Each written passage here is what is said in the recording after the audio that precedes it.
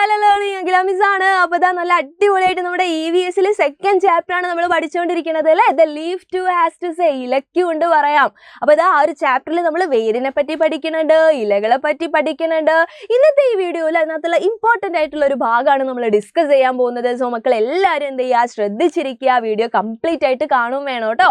അപ്പൊ ഇതാ ഒരു വിത്ത് മുളയ്ക്കുക, അതായത് ഒരു സീഡ് ജെർമിനേറ്റ് ചെയ്യുക അല്ലെ. സീഡ് ജെർമിനേഷൻ അല്ലെങ്കിൽ ജെർമിനേഷൻ ഓഫ് സീഡ് എന്നാണ് നമ്മൾ എന്ത് ചെയ്യുന്നത്, ഇംഗ്ലീഷിൽ പറയുന്നത്. അപ്പൊ ഒരു വിത്ത് മുളയ്ക്കുന്ന സമയത്ത്, ഒരു സീഡ് ജെർമിനേറ്റ് ചെയ്യുന്ന സമയത്ത് നമുക്കറിയാം വിത്തിനൊരു മുള വന്നു എന്ന് നമ്മൾ പറയാറുണ്ട് അല്ലേ. ഒരാൾ ഇതാ ഇങ്ങനെ പുറത്തേക്ക് വന്നിട്ടുണ്ടാവും, ഒരു കുഞ്ഞു മുള വന്നു എന്ന് നമ്മൾ പറയാറില്ലേ. അപ്പൊ ആ പാർട്ടിന് നമ്മൾ പറയുന്ന പേരാണ് റാഡിക്കിൾ അഥവാ ബീജമൂലം. അപ്പൊ മക്കൾ ഓർത്ത് വയ്ക്കുക, ഒരു വിത്ത് മുളയ്ക്കുന്ന സമയത്ത്, ഒരു സീഡ് ജെർമിനേറ്റ് ചെയ്യുന്ന സമയത്ത് ആദ്യം പുറത്തു വരുന്ന ഭാഗം, ഫസ്റ്റ് വരുന്ന പാർട്ടാണ് ഇത്, നമ്മുടെ റാഡിക്കിൾ അഥവാ ബീജമൂലം എന്ന് പറയുന്നത്.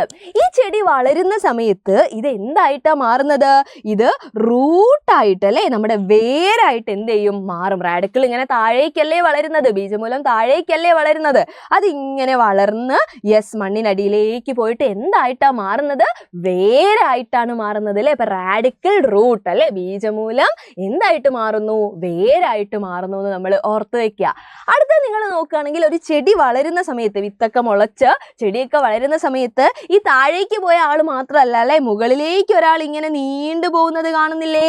ഇയാൾക്ക് നമ്മൾ പറയുന്ന പേരാണ് പ്ലമ്യൂൾ അഥവാ ബീജശീർഷം. പ്ലമ്യൂൾ അഥവാ ബീജശീർഷം. അപ്പൊ ചെടി വളരുന്ന സമയത്ത് ഇത് എന്തായിട്ടാ മാറുന്നത്, ഇത് നമ്മുടെ സ്റ്റെം ആയിട്ട് മാറും അല്ലെ. പ്ലമ്യൂൾ എന്തായിട്ടാ മാറുന്നത്, സ്റ്റെം ആയിട്ടാണ് മാറുന്നത്. ബീജശീർഷം എന്തായിട്ടാ മാറുന്നത്, കാണ്ഡമായിട്ടാണ് മാറുന്നത്. കാണ്ഡം എന്ന് പറഞ്ഞു കഴിഞ്ഞാൽ നമ്മുടെ തണ്ടാണ് കേട്ടോ, നമ്മളെ തണ്ട് തന്നെയാണ് ഉദ്ദേശിക്കുന്നത്. ചെടിയുടെ തണ്ട് ഉണ്ടല്ലോ, അത് തന്നെയാണ് ഉദ്ദേശിക്കുന്നത്. അപ്പൊ നമ്മുടെ പ്ലമ്യൂൾ അഥവാ ബീജശീർഷമാണ് അല്ലെ, അതെന്തായിട്ടാ മാറുന്നത്, നമ്മുടെ സ്റ്റെം ആയിട്ട് അഥവാ കാണ്ഡമായിട്ടാണ് മാറുന്നത്.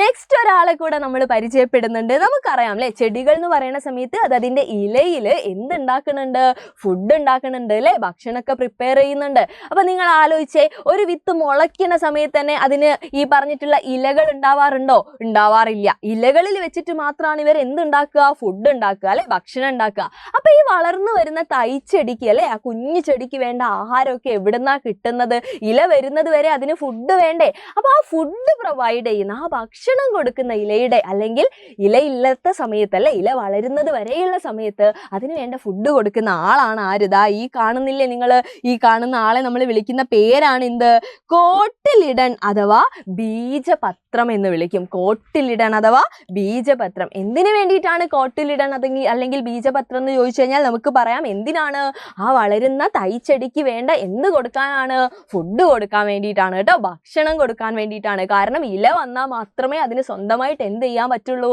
ആഹാരം ഉണ്ടാക്കാൻ പറ്റുള്ളൂ. അതുവരെ ആഹാരം ഇല്ലാതെ അതിന് ജീവിക്കാൻ പറ്റുമോ, പറ്റില്ല. അപ്പൊ അത് പ്രൊവൈഡ് ചെയ്യുന്നത് ആരാണ്, ഈ കാണുന്ന കോട്ടിലിഡൺ അഥവാ ബീജപത്രമാണ്. അപ്പൊ ഇതാ ഇന്ന് പഠിപ്പിച്ചിട്ടുള്ള ഈ ഒരു പാട്ടെന്ന് പറയുന്നത് വളരെ ഇമ്പോർട്ടൻ്റ് ആണ്. ഇവിടെ ഇതാ ഒരൊറ്റ ടേബിളിൽ മിസ് ഈ കാര്യങ്ങളെല്ലാം കൊടുത്തിട്ടുണ്ട് അല്ലേ. എന്തൊക്കെയാണ്, റാഡിക്കിൾ അഥവാ ബീജമൂലം എന്ന് പറഞ്ഞു കഴിഞ്ഞാൽ എന്താണ്, അത് മണ്ണിലേക്ക് വളർന്നിട്ട് എന്തായിട്ട് മാറും, റൂട്ടായിട്ടല്ലേ, വേരായിട്ടാണ് എന്ത് ചെയ്യുന്നത്, മാറുന്നത്. കോട്ടിലിഡൺ അഥവാ ബീജപത്രം എന്ന് പറഞ്ഞു കഴിഞ്ഞാൽ എന്തിനു വേണ്ടിയിട്ടാണ്, gives food for the sprouting seed അല്ലേ, വളർന്നു വരുന്ന ആ തൈച്ചെടിക്ക് വേണ്ട ഫുഡ് കൊടുക്കുകയാണ് ചെയ്യുന്നത്.